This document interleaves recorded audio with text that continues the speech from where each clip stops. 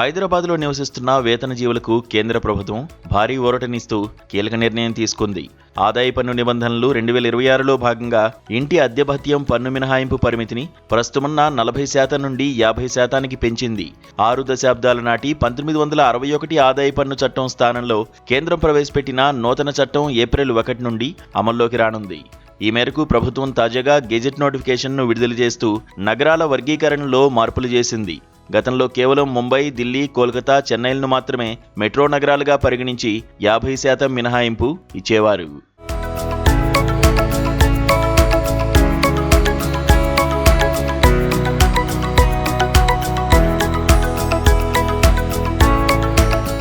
అయితే ఐటీ, పారిశ్రామిక రంగాలు వేగంగా విస్తరించిన నేపథ్యంలో ఇప్పుడు హైదరాబాద్, బెంగళూరు, పూణే, అహ్మదాబాద్ నగరాలను కూడా ఈ జాబితాలో చేర్చారు. దీనివల్ల ఈ 8 నగరాల్లో నివసించే ఉద్యోగులు తమ ప్రాథమిక వేతనంలో సగం వరకు హెచ్ఆర్ఏ కింద పన్ను రాయితీ పొందే అవకాశం ఉంటుంది.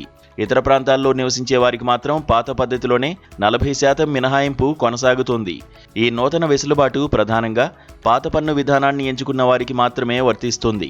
కొత్త ఆర్థిక సంవత్సరానికి సంబంధించి 2027 జూలైలో దాఖలు చేసే ఆదాయ పన్ను రిటర్నుల సమయంలో ఈ ప్రయోజనం పొందవచ్చు. పెరుగుతున్న అద్దె ఖర్చుల దృష్ట్యా పాత పన్ను విధానంలో ఉన్నవారికి ఇది పన్ను భారాన్ని గణనీయంగా తగ్గించనుంది. అయితే కొత్త పన్ను విధానాన్ని ఎంచుకునేవారు మాత్రం ఈ ప్రత్యేక హెచ్ఆర్ఏ మినహాయింపులకు అర్హులని ప్రభుత్వం స్పష్టం చేసింది. హైదరాబాద్ మహానగర హోదాకు తగిన గుర్తింపునిస్తూ కేంద్రం తీసుకున్న ఈ నిర్ణయంపై లక్షలాది మంది ఉద్యోగులు హర్షం వ్యక్తం చేస్తున్నారు.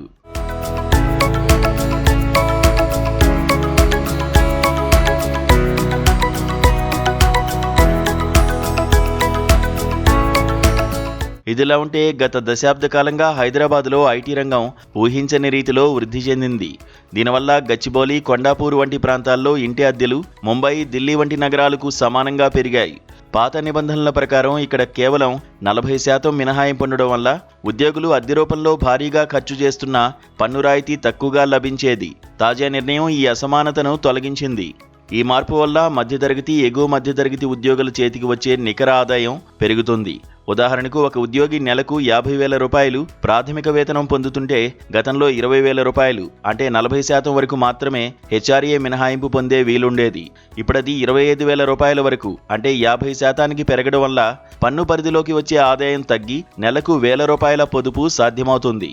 బెంగళూరు, పూణే వంటి నగరాలతో పాటు హైదరాబాద్ను కూడా ఈ జాబితాలో చేర్చడం వల్ల సాఫ్ట్వేర్ ఇంజనీర్లు మరియు ప్రొఫెషనల్స్ ఒక నగరం నుండి మరో నగరానికి బదిలీ అయినప్పుడు వారి పన్ను ప్రయోజనాల్లో ఎలాంటి వ్యత్యాసం ఉండదు.